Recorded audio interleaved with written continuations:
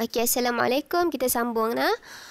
3.4 buku teks muka surat 77, kekuatan dan kelemahan jenis pembiayaan bagi perniagaan. Okey, bila kita memulakan perniagaan ataupun bila kita nak mengembangkan perniagaan, maka kita pastinya memerlukan pembiayaan. Okey, untuk kita top up kita punya barang modal, okay, untuk kita beli aset-aset baru.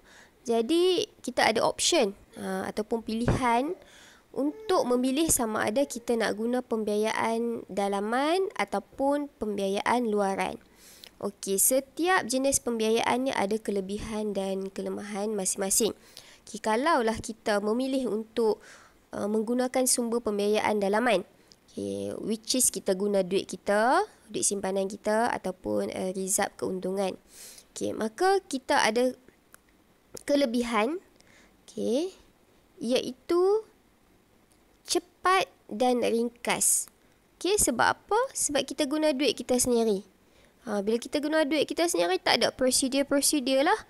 Kita nak, kita ambil. Kita nak, kita ambil. Selagi mana duit kita masih ada. Okay, dan tidak ada kos faedah pinjaman. Okay, tetapi kelemahan kalau kita memilih sumber pembiayaan dalaman, modal yang kita akan dapat tu sedikit terhad. Sebab dia terhad kepada duit yang kita ada sahaja. Tak boleh lebih daripada itu. So, kalau keperluan kita melebihi simpanan, kita tak upayalah nak buat apa. Nak beli barang modal RM20,000, simpanan ada RM10,000 sahaja. Jadi modal kita akan terhad pada RM10,000 sahaja. Okay. Yang kedua, sukar nak tambah modal dalam masa yang singkat. Sebab kita nak kumpul balik duit, ambil masa yang agak lama. Jadi kalau kita perlukan pula modal dalam masa yang singkat, lepas tu susah. Okey. Kemudian kita pergi kepada sumber pembiayaan luaran. Okay, kalau kita pilih untuk menggunakan sumber pembiayaan luaran, sama ada kita pilih nak meminjam daripada bank dan institusi keuangan ataupun kita nak meminjam daripada agensi kerajaan. Okay, kalau kita pilih bank dan institusi keuangan, maka kelebihan dia, okay, kita boleh sesuaikan dengan keperluan semasa. Kalau kita perlukan RM20,000, kita boleh pergi pinjam RM20,000. Kalau kita perlukan RM30,000, kita boleh pinjam RM30,000.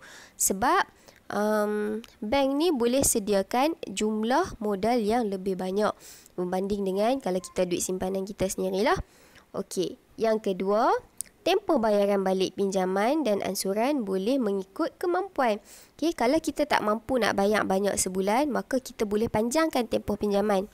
Kalau kita rasa kita mampu nak bayar lebih sebulan, kita nak cepat habis bayar, maka kita boleh pendekkan tempoh pembayaran kita. Okay, so fleksibel. Mampu bayar lebih, kita pendekkan tempoh pembayaran. Kalau tak mampu, kita panjangkan tempoh pembayaran kita. Contoh dia, kamu pinjam dekat kawan kamu RM10. Kemudian, kawan kamu kata, nak bayar macam mana ni? Kamu kata, aku rasa aku tak apa nak ada duit tak. Boleh tak kalau aku nak minta ke hang, aku bayar 10 hari, sehari RM1. Boleh tak? Kawan kamu kata, okey boleh. 10 hari. Okey. Tapi dah bayar habis RM10. Okey, minggu depan tengok kamu pinjam lagi RM10. Tu kawan kamu kata, macam mana nak bayar ni? Aku rasa macam aku ada duit lebih ni. Aku bayar dalam tempoh 5 hari je lah. Tapi sehari dia jadi RM2 lah. Itulah konsep dia. Okay, makin panjang tempoh pembayaran kamu, semakin sedikit bayaran bulanan. Okey. Tetapi kelebihan untuk bank, okey. Kelemahan untuk bank dan institusi keuangan pula, okey, dia memerlukan penjamin. Okey. Sebab sebenarnya kalau nak pinjam daripada bank dengan agensi kerajaan, bank ni dia susah sikit. Banyak prosedur, banyak dokumen yang perlu disediakan untuk meminjam daripada bank. Jadi, ada banyak syarat-syarat yang kamu kena penuhi. Dan termasuklah dia memerlukan penjamin. Okay. Yang kedua, perlukan cagaran dalam bentuk harta ataupun aset tetap. Okey, so harta ataupun aset tetap kamu ini dicagarkan sebagai pengganti kalau kamu tak mampu nak langsaikan hutang kamu.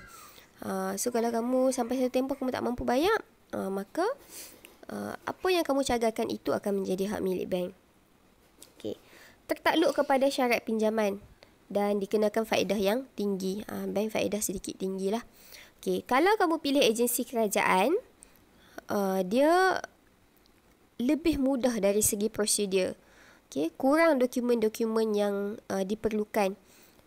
Dan dia tak banyak syarat-syarat yang ketat. Okey. So, kelebihan dia, memberi pinjaman kepada peniaga yang tidak ada cagaran. Okey, kamu tak ada cagaran, kamu pergi dekat bank, selalunya bank tak mau buat pinjaman. Okey, tapi kalau kamu pergi kepada agensi kerajaan, selalunya dia bagilah. Okey. Yang kedua, jumlah pinjaman boleh disesuaikan dengan keperluan semasa. Sama yang cikgu sebut tadi. Kalau kamu perlukan modal yang besar, selalunya bolehlah untuk agensi kerajaan, kecuali beberapa agensi sahaja yang limited seperti yang cikgu sebutkan sebelum ni. Kemudian tidak dikenakan faedah. Okey. Tetapi dia dikenakan cas pinjaman. Okey, dia tak sebut faedah. Okey, agensi kerajaan kelemahannya persaingan yang sengit sebab ramai orang yang nak memohon dengan pinjaman daripada agensi kerajaan. Jumlah pinjaman yang terhad menyebabkan syarikat terpaksa membuat pinjaman berulang kali. Contoh macam Tekun, cikgu sebutkan sebelum ni kan. Okey, Tekun ni dia cuma boleh bagi sebanyak maksimum RM50,000 saja. Jadi kalau kamu perlukan banyak, kamu habis bayar RM50,000, baru kamu boleh pinjam lagi RM50,000. Okey, tertakluk kepada terma dan syarat. Okey, prosedur mendapatkan sumber pembiayaan untuk sesebuah perniagaan. Okey, so ni prosedur. Okey, kita ada 4 saja prosedur. Okey, first kali awak perlukan rancangan. Awak perlu sediakan rancangan perniagaan. Okey, rancangan perniagaan ni kamu akan buat raja khusus kamu. Selalunya kalau tak ada COVID ni selalunya bulan 4. Okey, tapi bila ada COVID macam ni, cikgu tak pasti. Kadang-kadang dia drag sikit. Macam tahun lepas dia drag daripada bermula bulan 7 bulan 8 macam tu. Tahun ni cikgu tak tahu. Mungkin akan macam biasa, mungkin akan lambat. Okey, so rancangan perniagaan ni perlu disediakan bila kamu nak buat pinjaman. Okey, so dalam rancangan perniagaan ni ada macam-macam lah. Ada kamu punya perancangan pemasaran, perancangan operasi. Dan cikgu rasa kamu dah buat dengan Sir Saiful tahun lepas. Sebahagiannya. Okey, yang kedua, mendapatkan khidmat nasihat keuangan. Lepas kamu buat kamu punya rancangan keuangan, kamu pergi dekat bank. Kemudian kamu dapatkan nasihat keuangan dahulu. Okey, tengok kamu punya kelayakan banyak mana, tengok kamu punya had pembiayaan banyak mana, cagaran diperlukan ataupun tidak. Okey, lepas kamu dapatkan khidmat nasihat keuangan, kamu tahu kamu layak banyak mana. Kemudian barulah kamu buat permohonan. Okey, lepas buat permohonan, barulah pembiayaan diluluskan. Okey, so ada 4 prosedur. Okey. Ni prosedur untuk Agrobank. Okey, Agrobank ni agensi kerajaan ke agensi bank dan institusi keuangan? Okey, Agrobank ni adalah agensi kerajaan. So kita tengok dia punya prosedur. Prosedur dia ni bermula-mula sediakan rancangan perniagaan, nasihat, dapatkan nasihat semua. Okey, dia kata awak layak sekian-sekian. Awak balik rumah sediakan dokumen, hantar borang permohonan. So, bila dihantar, bank pun buat pertimbangan. Kalau lulus, kamu akan dapat surat permohonan, kelulusan. Kemudian kamu sign kontrak. Barulah tamat. Okey, tapi kalau tidak lulus, terus tamatlah. Okey. So, apa yang perlu dibincangkan? Tengok kat sini. Daripada nasihat keuangan. Jenis pembiayaan apa kamu nak ambil? Jumlah pembiayaan. Dokumen apa yang diperlukan? Okey. Kemudian, lepas kamu sediakan ni, dokumen apa yang disediakan? Ni. Tak banyak kalau Agrobank. 1, 2, 3, 4. 4 je. Salinan IC, rekod jualan dan pembelian perniagaan, lesen perniagaan dan salinan kad pengenalan 2 kali, salinan kad pengenalan ni. Okey. Mari kita tengok prosedur untuk bank pula. Ni borang lah, borang Agrobank. Okey. Okey, ni Mara. Mara pun agensi kerajaan juga. Okey. So kalau tengok kat sini Mara, mula sediakan dokumen, pergi jumpa dengan dia punya khidmat nasihat, sediakan dokumen yang lengkap, kemudian Mara proses, lulus, kontrak, sign kontrak. Okey, tapi bagi Mara dia ada banyak sikit lah dia punya dokumen yang dia perlukan. Nak gambar lah, nak lesen PBT, okey, salinan perjanjian sewa beli, bil utility. Utility ni bil kita punya air dan elektrik. Okey, ijazah yang telah disahkan. Okey, so ni borang untuk Mara. Okey. Okey, so justifikasi jenis pembelian yang sesuai digunakan untuk memulakan sesebuah perniagaan. Okey, kita tengok nah. Okey, usahawan yang memulakan perniagaan secara kecil-kecilan memerlukan modal yang kecil. Sama ada boleh menggunakan simpanan peribadi. Okey, mereka juga boleh mendapatkan sumber pembiayaan luaran sama ada daripada bank, institusi kewangan ataupun agensi kerajaan. Okey, so kalau nak berniaga kecil-kecil, macam jual rumput leko tepi jalan, nak buka gerai makan, nak buka food delivery, okey, semua tu kecil-kecilan lah. Kita ada option untuk pembiayaan menggunakan simpanan peribadi ataupun dalaman, dan kita juga boleh buat dari pembiayaan luaran seperti kita buat pinjaman daripada bank dan institusi kewangan. Okey, tapi perenggan kedua, kalau perniagaan yang ada modal yang besar macam perkongsian, syarikat awam, maka modal boleh diperoleh daripada bank, institusi kewangan ataupun agensi kerajaan. Sedikit tak logik lah kalau dia guna duit simpanan dia. Okey. So contoh kita tengok kat bawah nah, Benikan Tunggal lah. Puan Norma, dia adalah seorang pengusaha kari pap secara kecil-kecilan. Dan selama ni dia berniaga ni, dia guna kenderaan dia sendiri dan memang laku. Okey. Kemudian bila dia dapat pendapatan yang baik, dia nak kembangkan perniagaan. Sebab bila kita nak ambil pembiayaan ni, selalunya ada dua situasi je. Sama ada kita nak mulakan perniagaan ataupun kita nak kembangkan. So situasi Puan Norma ni dia nak kembangkan. Okey, jadi dia kumpul duit simpanan dia, dapatlah 800. Lepas tu dia nak mula perniagaan di kedai, dia memerlukan modal tambahan sebanyak 20,000. Bagi tanggung sewa, beli peralatan untuk buat macam-macam kari pak lah. Okay, cadangkan sumber pembiayaan yang sesuai. Okey. So, sumber pembiayaan apa yang sesuai untuk penorma ni? Okey.